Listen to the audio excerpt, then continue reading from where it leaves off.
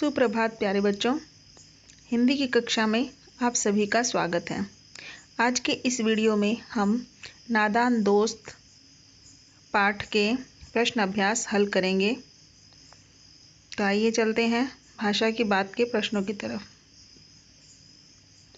भाषा की बात यानी इसमें व्याकरण संबंधी प्रश्न होते हैं।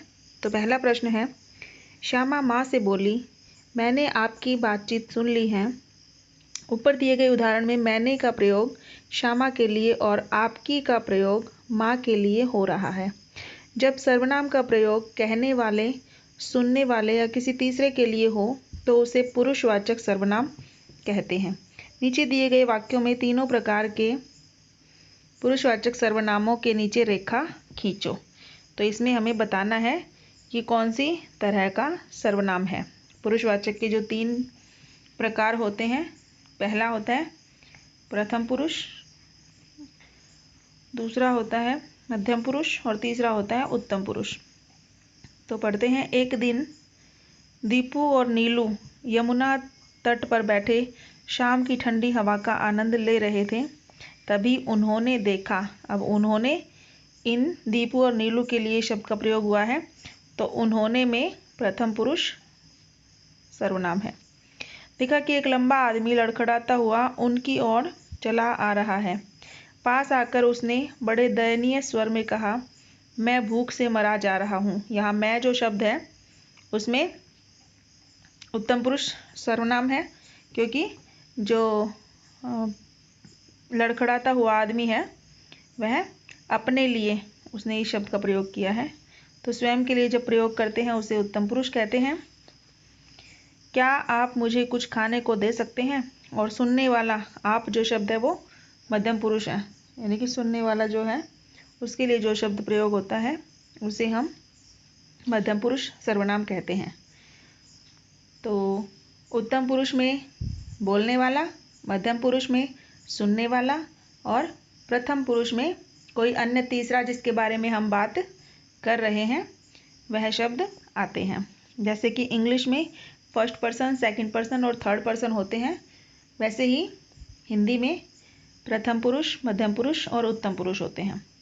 उत्तम पुरुष यानी फर्स्ट पर्सन, मध्यम पुरुष यानी सेकंड पर्सन और प्रथम पुरुष यानी थर्ड पर्सन। अगला प्रश्न है, तगड़े बच्चे, मसालेदार सब्जी, बड़ा अंडा। यहाँ रेखांकित शब्द क्रमशः बच्चे, सब्जी और अंडे की विशेषता यानी गुण बता रहे हैं। जैसे तगड़े बच्चे में तगड़े शब्द है वो बच्चे का विशेषता बता रहा है। मसालेदार सब्जी में मसालेदार शब्द सब्जी की विशेषता बता रहा है कि सब्जी कैसी है। और बड़ा अंडा जो है वो बड़ा शब्द अंडे की विशेषता बता रहा है कि अंडा कैसा है। तो इस तरह से ये इनके गुण बता रहे हैं, विशेषता बता रहे हैं, इसलिए ऐसे विशेषणों को गुणवाचक विशेषण कहते हैं। इसमें व्यक्ति या वस्तु के अच्छे बुरे हर तरह के गुण आते हैं। आप 4 गुणवाचक विशेषण लिखो और उनके वाक्य बनाओ। यानी कि जिन शब्दों से हमें किसी शब्द का गुण या दोष बताने वाले जो शब्द होते हैं उन्हें हम गुणवाचक विशेषण कहते हैं। तो इसके उत्तर में वाक्य देखो। ईमानदार, जो कि ईमानदारी के भाव को दर्शाता है। आयुष एक ईमानदार लड़का है। वहाँ ईमानदार शब्द विशेषण है और लड़का शब्द विशेष्य है, लड़के की विशेषता बता रहा है। अगला शब्द है नीला। तो आसमान का रंग नीला है। यह नीला जो शब्द है वो किसकी विशेषता बता रहा है? आसमान की विशेषता बता रहा है कि आसमान कैसा है? नीला है। मोटी अगला है। तो रीना मोटी है। यहाँ मोटी शब्द विशेषण है जो कि रीना की विशेषता बता रहा है। अगला है मीठा।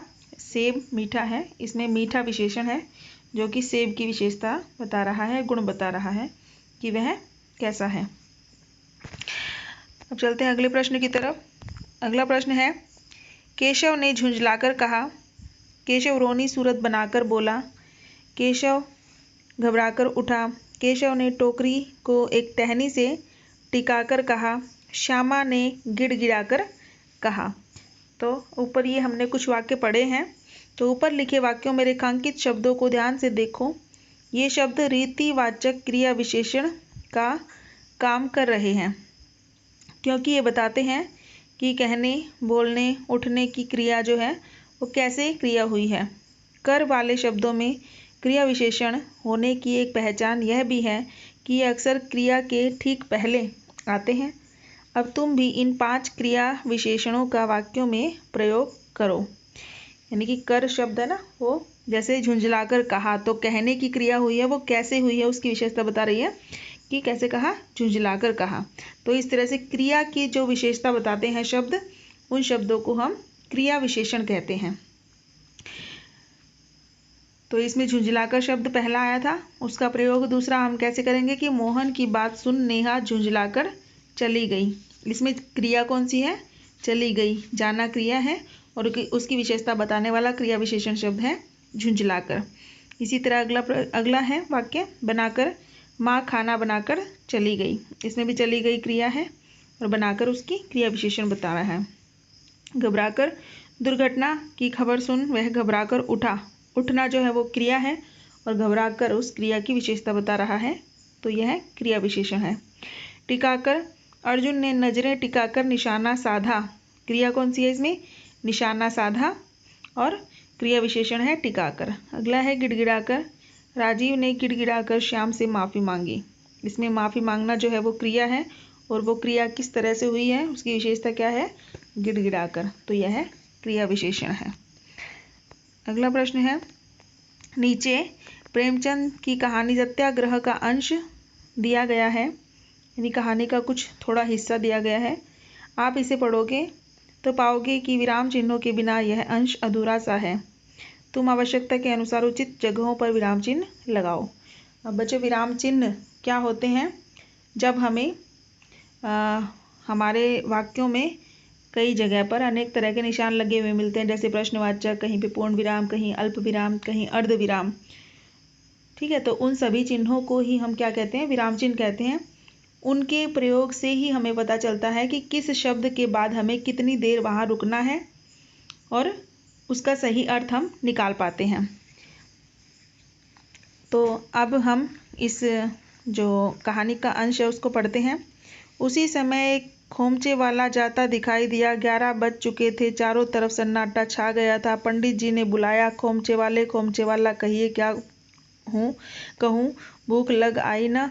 मोटेराम अबे क्या कहता है, यहाँ क्या किसी साधु से कम है, चाहे तो महीनों पड़े रहें और भूख न लगे। मुझे तो केवल इसलिए बुलाया है कि जरा अपनी कुप्पी मुझे दे, देखें तो वहाँ क्या रेंग रहा है, मुझे भय होता है। यानी कि इसमें हमें पता ही नहीं चला कि हमें कहाँ रुकना है, कहाँ नहीं रुकना है, क्या करना है, कुछ समझ में नहीं आ रहा, तो इसलिए उसके अर्थ भी उसका अच्छे से समझ में नहीं आया। अब इसको हम विराम चिन्ह लगाते हुए फिर पढ़ेंगे। तो उसी समय एक खोमचे वाला जाता दिखाई दिया। 11 बज चुके थे, चारों तरफ सन्नाटा छा गया था।